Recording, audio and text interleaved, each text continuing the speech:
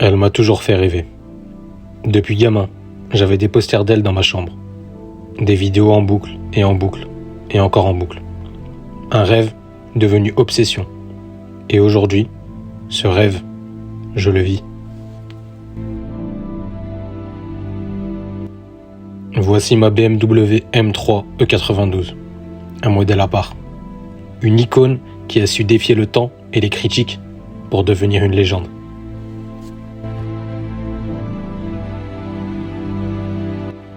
Sortie en 2007, la E92 est la première et la dernière M3 à accueillir un moteur V8. Et pas n'importe lequel. Le S65.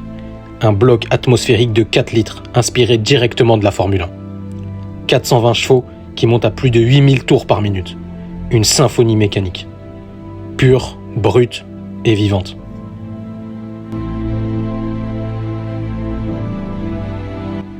Pas de turbo. Pas d'artifice, encore moins d'électrique. Juste de l'ingénierie allemande, dans ce qu'elle a de plus noble. Un moteur conçu pour les puristes, pour ceux qui savent. Et pourtant, à sa sortie, elle a été critiquée. Trop lourde, trop sage, disaient certains. Une trahison pour la ligne M3.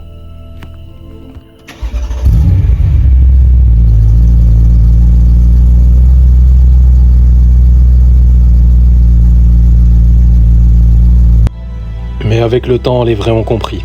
Ce V8 atmosphérique est devenu culte, incompris hier, adulé aujourd'hui.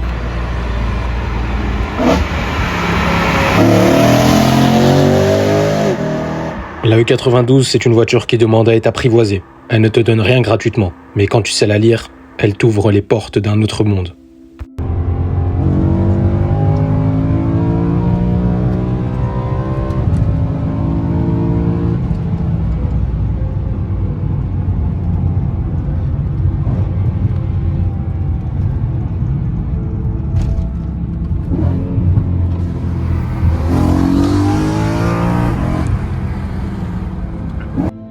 C'était mon rêve d'enfant, et aujourd'hui, je roule dedans. Chaque démarrage, chaque accélération, c'est un frisson. Un retour à l'essence de ce qui m'a fait aimer l'automobile.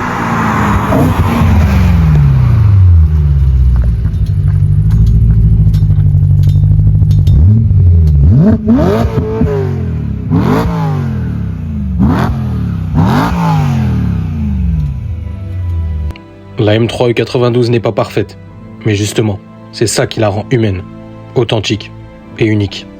Et moi, j'ai enfin trouvé la voiture qui me parle.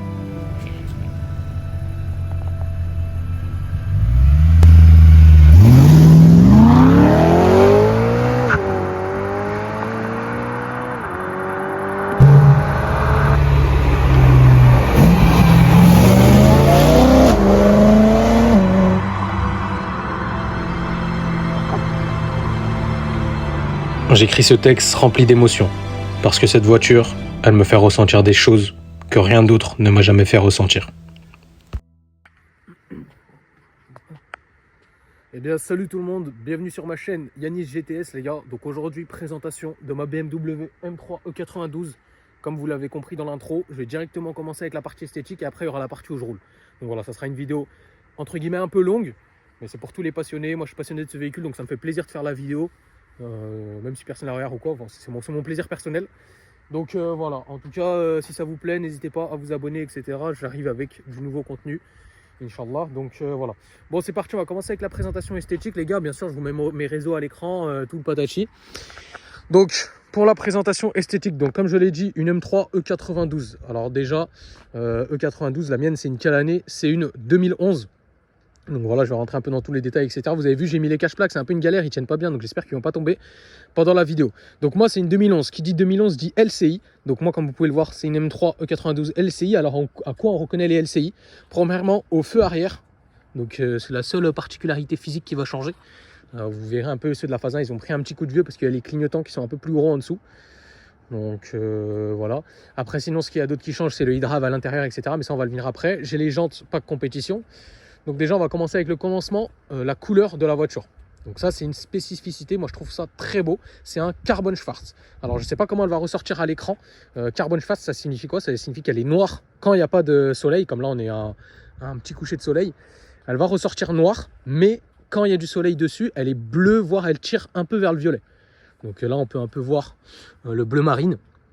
Donc voilà, c'est une couleur entre guillemets caméléon qui va s'adapter et je trouve ça vraiment très joli parce que trop noir, ça faisait trop noir et des fois un peu bleu, enfin ça change. Et franchement, je kiffe, donc dites-moi ce que vous en pensez dans les commentaires. Là, j'ai fait exprès d'allumer les veilleuses pour que voilà, il y ait un petit flow. Donc on va commencer directement avec le bloc avant, donc le pare-choc avant, etc. Donc déjà on peut voir ici les deux petits rajouts en carbone qui sont de chaque côté, de part et d'autre. Donc excusez-moi, j'ai pas pu la laver, j'ai pas eu le temps. Bref, ça il n'y a pas ça sur toutes les M3, il y en a qui ont des... Donc je sais pas si c'est une option et quoi, vous me direz dans les commentaires. Bref, on peut voir deux petites parties en carbone assez pointues, de part et d'autre. Hop là, ensuite on a donc les Angelize, les deux petites moustaches. Et puis une spécificité des M3 E92, le capot gonflé. Voilà, vous voyez la grosse bosse dessus, vraiment, quand je conduis, etc., je la remarque. Voilà, là, on peut super bien la voir. Alors, pourquoi ils ont fait une bosse? Parce que maintenant, toutes les BM ont des bosses, on est d'accord. Mais c'est pas pour l'esthétique, celle-ci, c'est parce que le V8 ne rentrait pas, tout simplement. Je vais vous le faire montrer en dessous. Voilà, il y avait un V8 4 litres trop gros pour rentrer, donc la bosse est obligatoire. Hein. Le V8 est juste en dessous de cette bosse. On a deux prises d'aération de chaque côté. Donc, il y en a une qui est factice. Il me semble que c'est celle-ci. Et celle-ci, c'est une vraie. Je vais vous faire montrer dans le moteur. Donc voilà pour ce qui est de la face avant. Ensuite, si on enchaîne sur le côté, on a ce magnifique petit rappel M3 qui fait office de clignotant. Donc une petite ouïe. Moi, je trouve ça vraiment magnifique. Vraiment, c'est l'une des parties les plus belles. Ensuite, sur les jantes, donc là-dessus, on est sur du 19. Si je dis pas de conneries, c'est les jantes pack compétition. Donc voilà, là, on peut voir que les pneus, ils sont neufs. Hein, je viens de les changer. Donc voilà pour ce qui est des jantes. Après les freins, faut que je change mes plaquettes là. Je ne saurais pas vous dire c'est du combien ou quoi. On peut voir aussi que ma voiture est rabaissée. Et elle a aussi des cales pour être un peu élargie, mais elle est aussi rabaissée. Elle a des ressorts courts. Combien de millimètres exactement, je m'en souviens plus parce que c'était déjà comme ça quand je l'ai acheté. Donc c'est pour ça que je frotte partout. Regardez le petit écart entre le sol et la lame. Donc vous voyez, elle est un peu rabaissée. Ensuite, si on continue dans le prolongement du côté, on peut voir qu'elle est vraiment gonflée, vraiment de A à Z, elle est bodybuildée. On peut voir ici une ligne qui commence à l'ouïe latérale et qui se prolonge jusqu'à la fin. Et là, on peut voir l'aile qui est bien gonflée. Comme on peut voir. Tac. On a aussi des jantes en 19 à l'arrière. Pareil, jantes compétition. Comme vous pouvez le voir, hein, c'est du noir mat un peu. Donc voilà, je trouve ça très joli. On va passer à la partie arrière. Dites-moi dans les commentaires si vous préférez la partie arrière ou la partie avant. Je vous la laisse observer. Hein. Et franchement, elle est super belle. Avec les veilleuses allumées comme ça, etc. La partie arrière qui est aussi très agressive avec ses 4 sorties de peau. Donc là, on le voit clairement, c'est pas d'origine. Hein. Pour ceux qui connaissent d'origine, les sorties de peau, elles sont bien plus petites. Là, on est sur un silencieux. C'est pas la ligne complète Eisenman. Donc Eisenman, c'est la marque réputée chez BMW. Hein, vous savez, notamment sur la M5 V10 où ça fait un bruit de malade mental. Et donc là-dessus, c'est pas une ligne, je le répète, c'est un silencieux. Mais vous allez voir, ça suffit amplement. Le bruit est incroyable. On va bien l'entendre dans la vidéo, je pense. On a le petit rappel M3. Hop là, un peu grisé parce qu'avant, je crois que la personne avant l'avait passé en noir. Donc voilà, on a un béquet en carbone qui est quand même assez prononcé. Ça, on peut le voir surtout de profil. Voilà, c'est du réel carbone et c'est d'origine. On peut voir qu'il est assez prononcé tout de même. Une sorte de ducktail. Donc voilà, ensuite on a une particularité. Après le côté, c'est le même. Hein, le toit carbone. Donc voilà, moi je voulais absolument ça. Bon, je sais que c'est d'origine et le toit ouvrant est en option. Mais moi je voulais absolument le toit carbone. Je trouve ça magnifique sur cette voiture. Largement mieux que le toit ouvrant. Après, entre guillemets, chacun ses vœux, ouais, chacun ses choix. Bon, regardez, je vous la laisse observer un peu de 3/4. La face arrière. Dites-moi ce que vous en pensez esthétiquement. Hein. Après, je vous ai un peu tout dit. Moi, ce que je trouvais intéressant, c'est la couleur qui fait sorte de caméléon, entre guillemets. Ensuite, toute la partie carbone incroyable, les jantes de compétition, les feux LCI, parce que c'est une vraie LCI, c'est une 2011. Je trouvais ça juste magnifique, la bosse à l'avant. Franchement, c'est trop dur à choisir si on préfère l'arrière ou l'avant. C'est trop dur à choisir. Donc, dites-moi vous ce que vous en pensez. Moi, en tout cas, je trouve que les deux parties sont juste magnifiques, mais vraiment magnifiques. Regardez, là, on la voit vraiment noire à l'écran. On la voit vraiment noire à l'écran, alors qu'elle peut ressortir bleue. au soleil, comme là par exemple. Donc voilà, ça c'est le kiff. On va passer tout de suite à la partie intérieure, les gars. Donc, dès qu'on ouvre la porte, donc là, excusez-moi pour le bruit. Hein. Pourquoi? Hop là, je vais éteindre comme ça, c'était. Pourquoi c'est aussi fort? Tout simplement parce que j'avais le son très fort. Elle a un très bon son, pourtant c'est le son d'origine, hein. Pas d'Harman Kardon ou quoi. Donc on a, comme je dis, voilà. Donc on a le pas de porte siglé M3, comme vous pouvez le voir, au niveau du panneau de porte.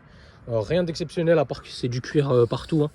Voilà, ça fait très luxe quand même, je trouve. Même quand on s'installe dedans, etc., les sièges sont très confort. On a des bons petits rangements, un petit ici et un autre ici. J'avais pas compris au début parce que je me disais c'est pas pratique, mais en fait il se tire. Donc incroyable, on peut ranger ce qu'on a à ranger dedans, etc. Donc franchement, je trouve ça magnifique. On va s'installer. Donc regardez le siège, c'est du full cuir. On a le petit rappel M gravé dans la puquette comme ça en noir. Je trouve ça trop joli. On le voit encore mieux en vrai. Bien évidemment aussi sur le siège passager. Donc dès qu'on s'installe à l'intérieur, hop là, on a le volant M. Donc ça c'est le volant de toutes les phases E, par exemple E87, E92, etc. À part les E60 qui avaient leur volant spécifique. Et les séries 6 aussi, mais sinon, voilà, le volant avec... Là, on a les surpiqûres qui sont en bleu et rouge, donc les couleurs de M. On a le petit rappel M. Les palettes qui sont juste incroyables en aluminium. Regardez, avec le plus à droite et le moins à gauche. On a des commandes au volant. Donc, on a le petit bouton très important. Ensuite, toutes les commandes, on peut les configurer dans le e-drive. Mais on a le petit bouton très important M. Donc, lui, dès que vous appuyez dessus, les gars, c'est le mode que vous avez choisi. Donc je vais vous faire montrer, on peut le configurer dans l'e-drive, etc. Au niveau des compteurs, je les trouve juste trop beaux avec les fonds de compteurs blancs et les aiguilles rouges. Donc voilà, siglé jusqu'à jusqu'à 330 km/h. Ici, on a le rappel M que je trouve vraiment incroyable, la température d'huile. Et voilà, jusqu'à 8500 tours minute quasiment, la zone rouge. Avec ici le shift light qui est juste trop beau quand vous montez dans les tours. On dirait que vous êtes dans une Formule 1. Ensuite, là, on a donc l'écran e-drive phase 2, je vais vous faire montrer. Là, on a donc la clim, etc. Et ici, on a des petits boutons. Donc, bien sûr, moi, c'est une boîte automatique, 7 rapports DKG. Donc, DKG, double embrayage. Je la voulais absolument en DKG. Parce que voilà, la boîte manuelle dessus, a priori, vous avez plus de kiff avec la boîte DKG. En tout cas, moi, c'est ce que je ressens à travers les vidéos, c'est ce que j'ai ressenti, etc. Je voulais absolument la DKG. J'ai pu tester les deux et ma préférence, c'est axée sur la DKG. Je vous conseille à tous de prendre le DKG avec le downshift, etc. C'est incroyable. Le passage de rapport est quasi instantané parce que c'est une boîte double embrayage. C'est pas la SMG qui a sur la E60 un embrayage qui est lent, qui est un peu trop mécanique, malgré que ça fasse la beauté de la voiture, hein, bien sûr. Mais voilà, je vous conseille, si vous prenez une M3 92, de prendre la DKG comme moi. Après, libre à vous de choisir. Hop là, ensuite on a ici les boutons, donc le bouton power qui correspond entre guillemets au mode sport de nos jours, le DC, donc ça c'est les suspensions pilotées qu'on peut régler, et le DSC off, donc pour mettre en full propulsion. Après ça c'est pour piloter l'e-drive. Et ici dans le tableau de bord on a les petits porte-gobelets de part et d'autre. Donc là je vais pas appuyer sur l'autre parce qu'il est un peu loin. Mais voilà, ça à l'époque, il y en avait beaucoup qui le recherchaient. Moi, là, je pense que c'est une option, si je dis pas de conneries. Après, là, on a des petits rangements. Tac, avec, on peut brancher une prise auxiliaire, etc. Donc voilà, c'est cool. Et le siège en full cuir réglable 100% électroniquement. Donc voilà, c'est le kiff. Donc, je vais juste vous faire montrer dans le... Ok, je sais pas ce qui se passe. Je vais vous faire montrer juste dans l'e-drive comment configurer ce petit bouton M. Pour ceux qui se demandent, donc regardez, c'est super simple. Vous allez dans Réglages, tac. Ensuite, vous allez dans M-Drive. C'est ça qui je trouve trop cool. Et là, vous pouvez régler donc ce petit bouton M. Alors, le drive logique, c'est quoi? C'est la dureté de la boîte. Donc là, il est réglé sur S5. Donc, il me semble que ouais, il y a 5 barres, 5 ou 6 barres. Bref, c'est vous qui choisissez. Ensuite, le DC, donc c'est la suspension pilotée, comme je vous l'ai dit. Hop, vous pouvez le mettre en sport. Le DC, vous pouvez le mettre en MDM. MDM, c'est quoi? C'est désactivé à 50%. C'est-à-dire qu'il y a 50% d'aide désactivée quoi, au niveau de l'ESP. Le mode sport et servotronique, voilà. Et les shift lights allumés. Donc les shift lights, je rappelle, c'est ça. Donc c'est juste incroyable. Je vais vous faire montrer de suite le moteur. Donc hop là. Alors niveau moteur, on est sur quoi? Je l'ai dit dans l'intro, bien évidemment, mais je le répète parce que c'est cool de le répéter. On est sur un V8 atmosphérique. Atmosphérique, le seul et l'unique qui a été monté dans une M3. V8 atmosphérique de chez BM, le dernier V8 atmosphérique aussi, il me semble, parce qu'il y en avait un aussi sur la M539, mais bon, la M539 c'est avant, et il me semble que c'est le dernier V8 atmosphérique de chez BMW. Donc c'est le S65, le code moteur S65. Il est dérivé du S85, le S85 qui est sur la M5 V10 et la M6 V10. Donc le S85 c'est le V10. En fait là, pour faire simple, hein, après moi je suis pas mécanicien donc voilà, peut-être que je vais faire des erreurs, mais ils ont pris le V10 de la M5E60 et de la M6E63 et ils ont retiré 2 cylindres, ce qui a donné le S65, donc le V8 atmosphérique 4 litres qui est dedans. Donc il y a aussi il y a un autre V8 atmosphérique, je viens d'y penser, le 4 litres 4 qui est que sur la M3 GTS, mais bon lui il est super rare. Mais bon voilà, le V8 4 litres et là il développe 420 chevaux. Alors il développe 420 chevaux entre guillemets oui et non on va dire. Parce que quand vous la passez au banc, jamais une M3 92 va sortir 420 chevaux, ça va être plutôt aux alentours des 380-390. Mais en fait, voilà, c'est les moteurs d'avant, ils sont comme ça, ils sortaient pas leurs chevaux. Mais quand vous montez dans les tours, parce que c'est de l'atmosphérique, c'est là où vous pourrez trouver la pleine puissance, etc. Donc la mesure du banc de puissance, on va pas dire qu'elle est fausse, mais elle n'est pas non plus trop représentative de la réalité. Donc voilà, après sinon au niveau du moteur, le gros bloc V8, donc on voit bien qu'il ressort, hein, c'est pour ça qu'il y a la bosse. On a là l'aération comme je vous le disais.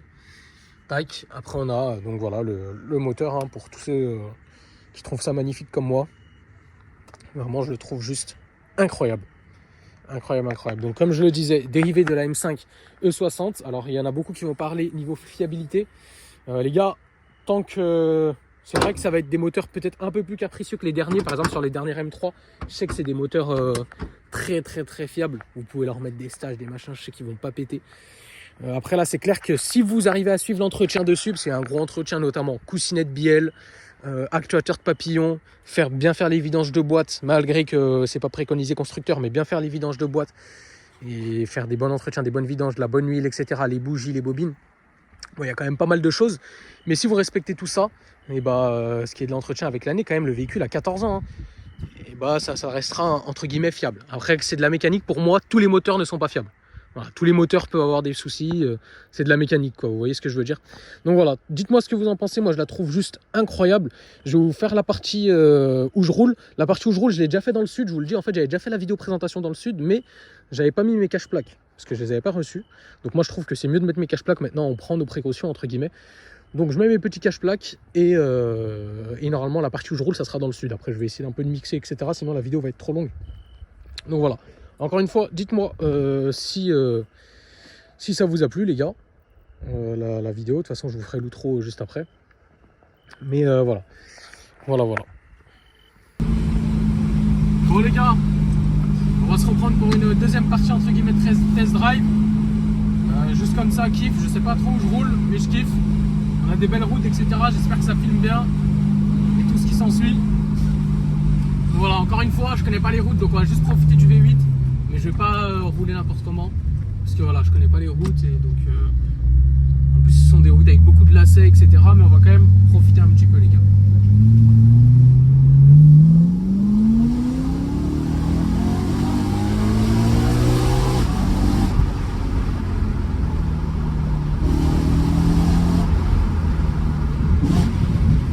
J'ai toute la mer sur ma droite, c'est incroyable, c'est magnifique.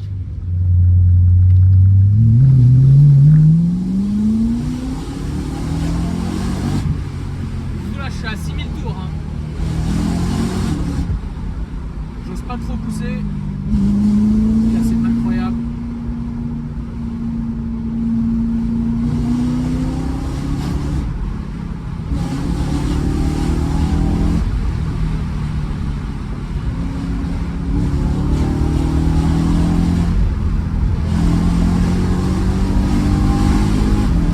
Là ce sont des belles routes là.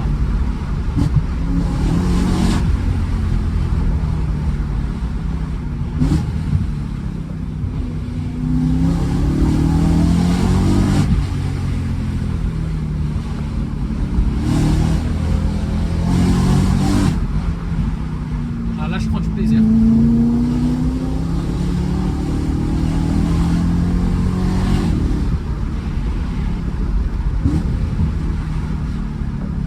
On a rattrapé les motards qui m'ont dépassé tout à l'heure.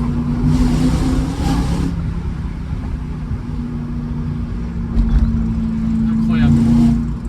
Voilà, il y a des motards devant les gars, donc obligé de calmer un peu la cadence. J'ai installé la caméra en roulant, donc je sais pas si vous me voyez bien. J'espère que le rendu est pas trop mal, et même au niveau du son, parce que j'ai les deux fenêtres ouvertes, peut-être que je vais en laisser qu'une ouverte, comme ça au moins on aura un meilleur rendu. J'ai peur qu'il y ait du vent, donc voilà. Là on va arriver dans le petit village normalement, le petit village de la Turbie ça s'appelle, et il y a pas mal de résonance parce qu'on passe entre des petites maisons. Ceux qui sont déjà venus, normalement vous voyez quel passage je veux parler. Voilà, ça va résonner sa race, vous allez voir. C'est collé entre les maisons vraiment. Donc on va pas déranger le voisinage. C'est pas de notre genre. Voilà, bon là c'est un feu rouge. Et donc voilà, on va direction le Mont Agel. En mode kiffer. En mode kiffer les gars. Là il y a une très belle 296, elle est très jolie, vous allez la voir. Regardez. Donc ça c'est un V6 biturbo de chez Ferrari, le premier V6 de chez Ferrari il me semble, si je dis pas de bêtises.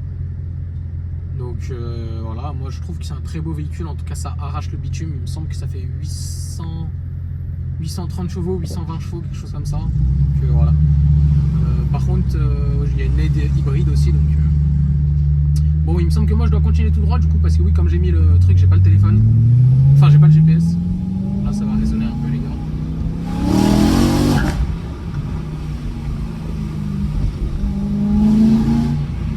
Désolé à tous les voisins qui habitent là. Bon, ce sont pas mes voisins, mais désolé à vous.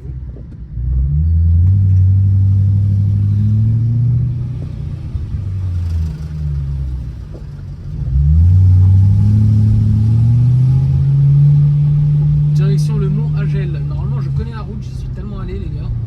Parce que oui, allez-y. Tous ceux qui veulent aller au Mont Agel ou quoi, les gars, enfin. Ceux qui veulent aller à la route de la Turbie, putain mais il me disait quelque chose lui, je connais. Tous ceux qui veulent aller à la route de la Turbie, là où j'ai fait les premiers clips vidéo, il faut taper Mont Agel sur votre GPS. Parce que si vous tapez route de la Turbie, en fait la route de la Turbie c'est une longue route donc vous n'allez pas trouver. Donc tapez Mont Agel et vous allez trouver. En tout cas je suis pas prêt, il y a plein de drapeaux de la France, peut-être parce qu'on est en France, faut voir. Mais en tout cas c'est plutôt joli comme décoration. Donc voilà, là on va reprendre les routes qui vont hurler un peu, vous en faites pas la famille. Donc à part ça, qu'est-ce que j'ai à dire sur le véhicule V8? Donc ça s'entend au bruit, hein, incroyable. D'ailleurs moi, en fait le bruit d'origine, il est un peu étouffé, je vous dis la vérité, il est très bien, mais il est un peu étouffé, j'ai déjà eu l'occasion de l'entendre. Donc franchement, si vous êtes à la recherche d'une M3 92, essayez d'avoir quelque chose de modifié, pas forcément un full tube ou une ligne complète, regardez, juste un silencieux, ça suffit. Vous avez vu comme le bruit que ça fait, c'est juste le silencieux, hein. C'est pas la ligne les gars, je vous le répète encore. Moi ce n'est pas la ligne, c'est simplement le silencieux.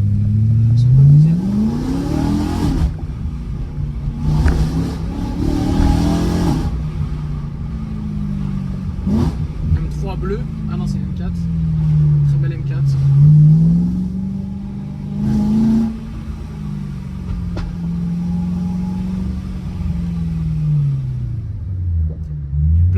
Et tout, c'est un peu chiant, mais bon.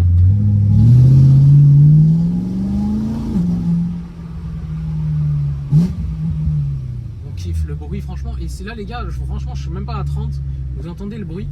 C'est ça qui est vraiment un kiff, c'est qu'il n'y a pas besoin de rouler forcément haut dans les tours pour avoir un kiff, quoi.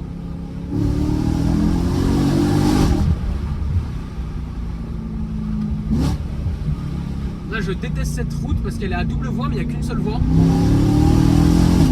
C'est-à-dire si je croise quelqu'un c'est galère quoi.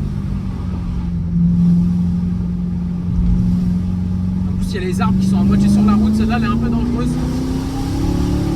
Bon, là il y a un petit cycliste qui descend, on va faire attention.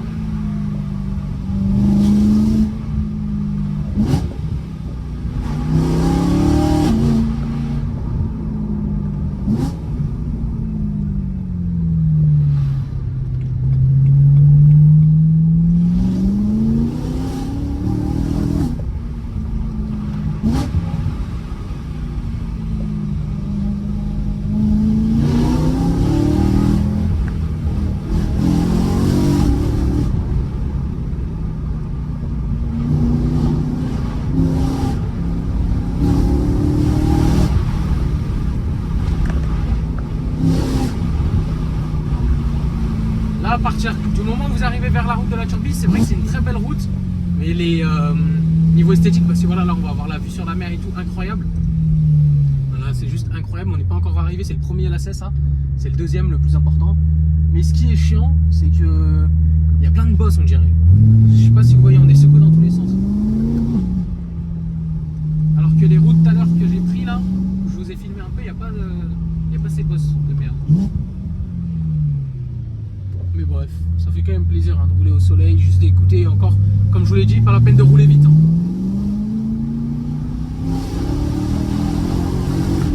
Parce que là je sens qu'elle n'a pas sa pleine puissance parce que c'est bridé par le DSC en fait. Parce que moi comme il est en 50-50, je prétends pas encore pouvoir le mettre à 100% désactivé, je me sens pas capable.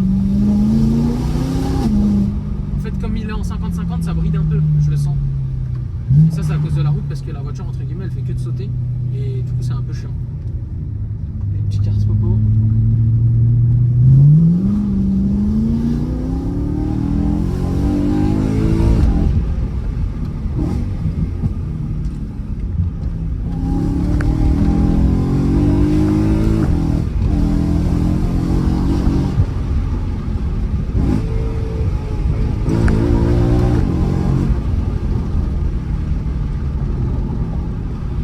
Car spotter qui m'ont pris en photo là quand j'ai fait la montée.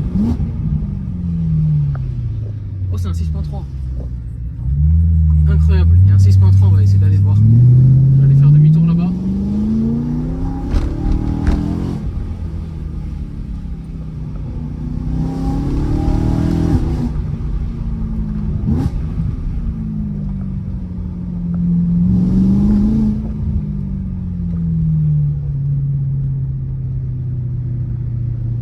Demi-tour ici les gars, il y avait un 6.3 W204, c'est la concurrente première de celle-ci, donc ça peut être très intéressant. D'ailleurs dites-moi, vous êtes plus, parce que c'est un peu les mêmes prix, c'est les concurrentes de l'époque, c'est les mêmes années, c'est des V8 tous les deux, vous êtes plus C63 MG ou M3 E92 des W204, qu'est-ce que vous préférez plus les gars?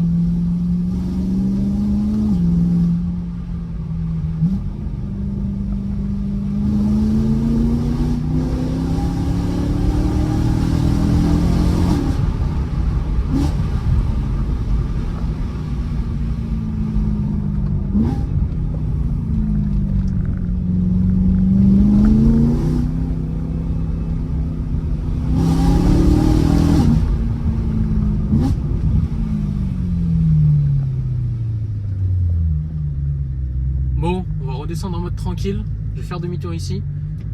Je sens que vous tremblez dans tous les sens, c'est abusé. On va redescendre en mode tranquillou.